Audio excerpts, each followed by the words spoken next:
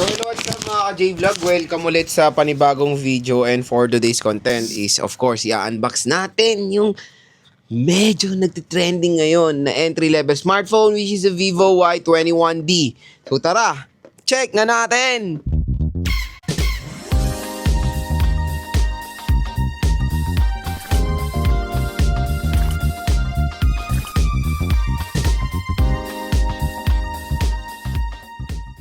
So yun na mga ka-J-Vlog, this is a Vivo Y21D, ang bagong labas sa smartphone ngayon ni Vivo when it comes sa entry-level to budget to entry-level segment. So itong smartphone na to ay meron two variants. Yun nga, yung isang variant niya is pwede tayong pumasok for a budget segment kasi below 6,000 pesos. So yun nga, ang presyo ng 4GB 128 nito is nasa 6,999 pesos or almost 7,000 pesos. So that is a possible price na pwede siya makuha sa mall. Pero sa online mga ka-J-Vlog, pwede siya makuha ng around 6,000 or 5,800 pesos. At ang maganda doon, pag dito kayo bumili sa ating View Products, itong link natin dito, yung View Products natin dyan, mariredirect kayo sa bagsak presyo na Vivo Y21D. Yun ang maganda doon. At kasi, meron pong up to 1,000 pesos special voucher na naghihintay sa inyo upon purchasing this smartphone sa online. So, yung 6GB 256 neto na variant is 8,999 pesos or almost 9,000 pesos. Pero sa online din mga ka-J-Vlog, possible price is 7,000 pesos for the 6GB 256. I know, when it comes sa RAM, medyo kuripot si Vivo dito sa Vivo Y21D. Real talk yan. Pero tingnan natin, when it comes sa mga ibang aspect na itong smartphone na to, bumawi siya. Kasi siguro makukonsider natin na 4GB of RAM lang to for its price na ganitong pataas kung 5G siya. Pero dito kasi meron siyang isang feature na nilagay na pang flagship na tingnan natin kung okay ba or pwede na ba for 4GB of RAM itong Vivo Y21D, especially for a price na 6,000 pesos.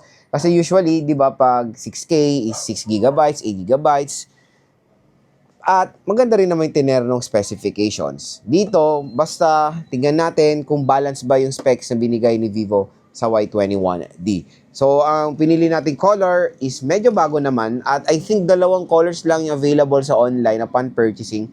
Itong black tsaka lavender. Hindi available itong green at yung burgundy. At kaya pinili na lang natin is yung lavender. So, yun nga. Samahan nyo unbox mga ka-J-Vlog. Itong Vivo Y21D. Ito yung box ng Vivo Y21D. So, ayan siya. Y21D. Sa likod naman ng box, meron tayo ditong specifications like the 6,500 mAh battery capacity, 44W fast charging. Ito malupit dito dahil IP68 and IP69 water and dust resistant siya for a budget smartphone. And meron siyang dual stereo speakers with 400% volume. And itong i-unbox natin is the 4GB 128. Ito yung mga ibang colors niya. Meron tayong lavender, burgundy, green, at yung color black. Okay, so open na natin itong Vivo Y21D. So ayan na siya, Vivo Y21D. So ito yung smartphone, mamaya na to.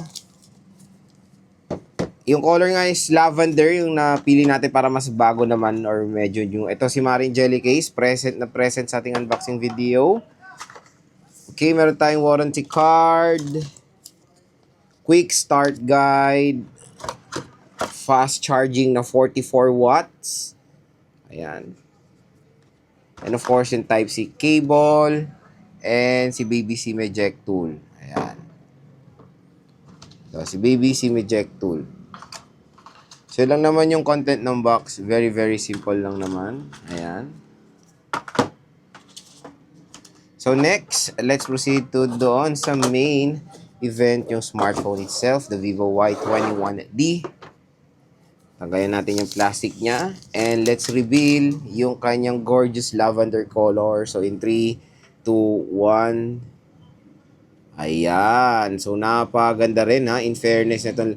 So, based on my observation, medyo mas thick siya. Oo, hindi siya slim. At medyo may kabigatan siya. Compare sa mga ibang smartphone na merong malaking battery capacity na manipis, ito hindi po. Hindi po siya manipis, oh. At ramdam mo yung pagka-bulky niya.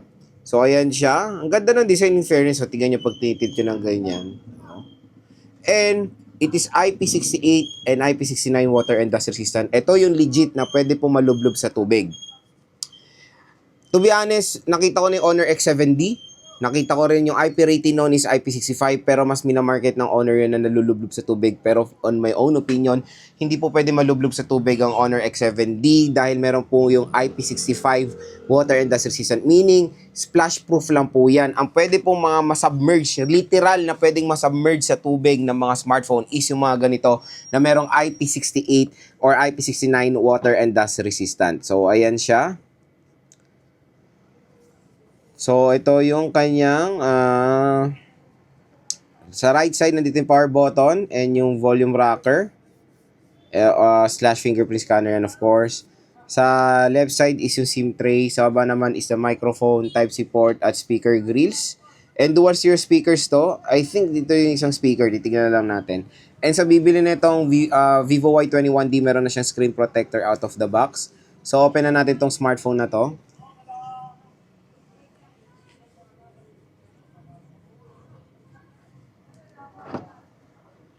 Ayan. Vivo, powered by Android. So, setup ko muna to, balik ako kayo. Then, open na natin ng Vivo Y21D. So, ayan siya. Ayan natin yung settings niya. So, in fairness sa display, ayan, mataas yung needs of brightness niya. Yun naman ang okay dito. Diyan natin about phone niya. So, yun nga, meron siyang 4GB of RAM lang, 128GB of internal storage. Hindi nakalagay yung mismong processor niya dito, octa-core lang nakalagay. So, Vivo Y21D.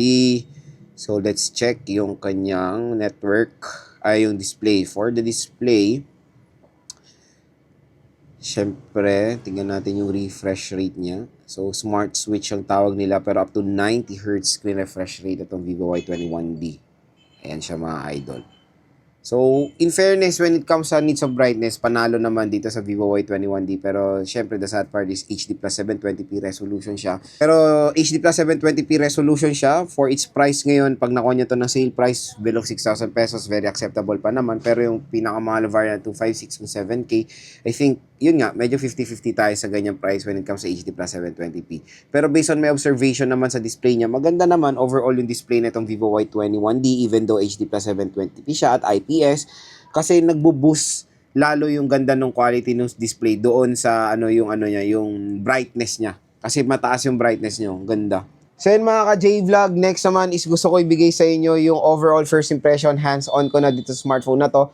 So shoutout sa mga nakanood ng ating first impressions dito sa Vivo Y21D na based sa specs lang tayo. Pero syempre, na nahawakan na natin siya, nag-iba or mag-iba naman syempre yung initial thoughts natin dito sa smartphone na to. Unang-una sa display. Sa display nito, in fairness naman for its screen size, malaki siya. 6.68 inches, IPS LCD display with a resolution na HD plus 720p at 90Hz screen refresh rate.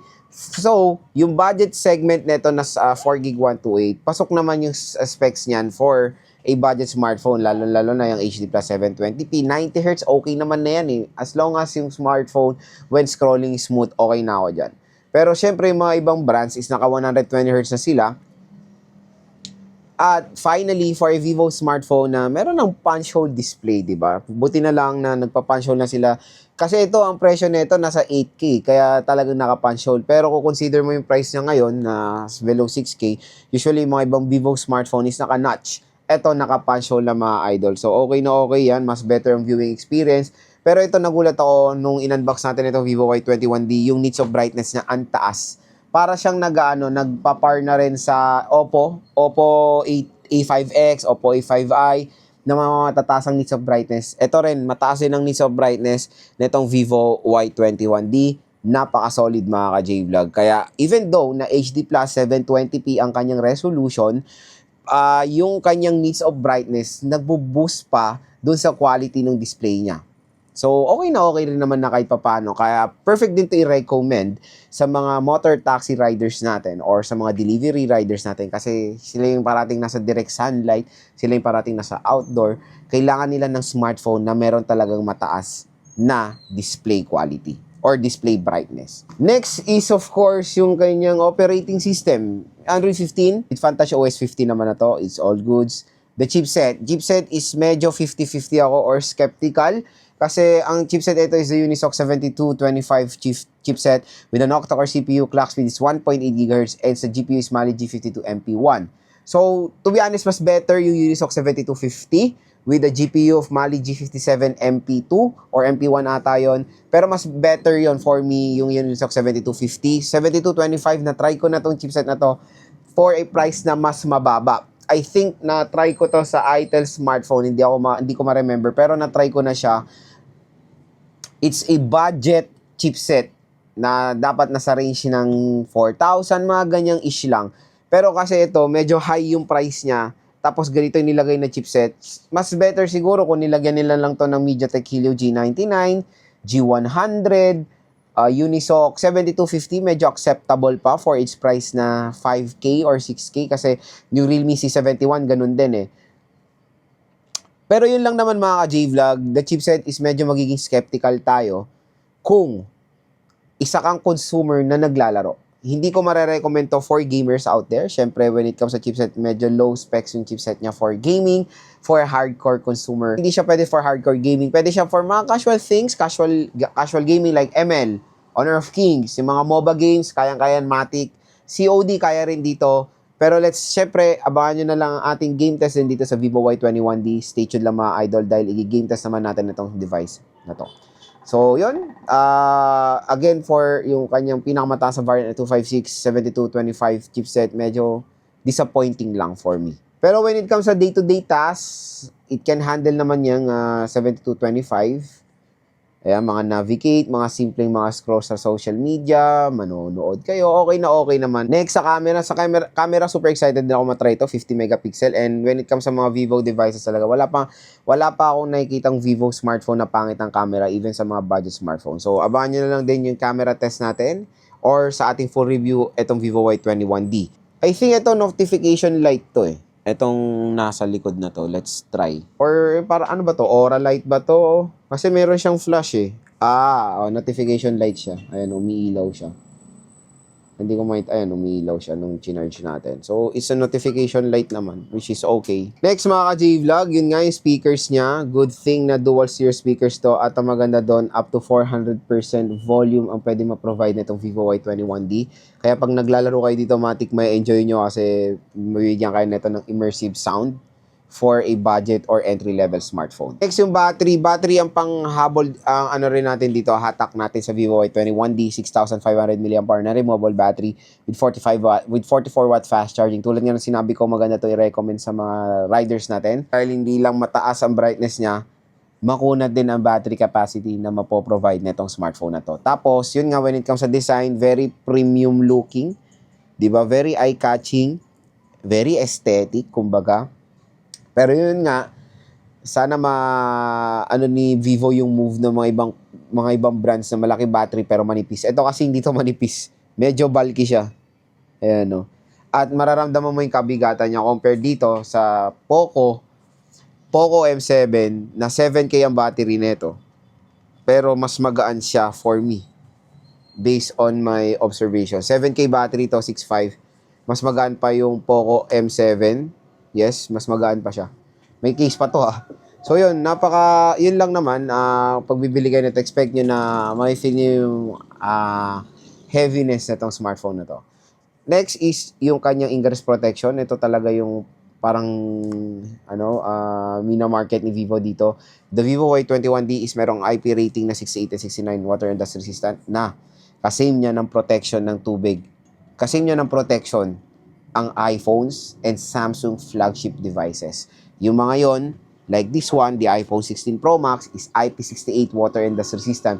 Ito yung mga confident akong tinatapon sa swimming pool kasi pwede po talaga masubmerge sa tubig to with certain deep and certain time. Dito sa Vivo Y21D, merong ganyang protection to, IP68 and IP69. Pwede po itong malublob sa tubig.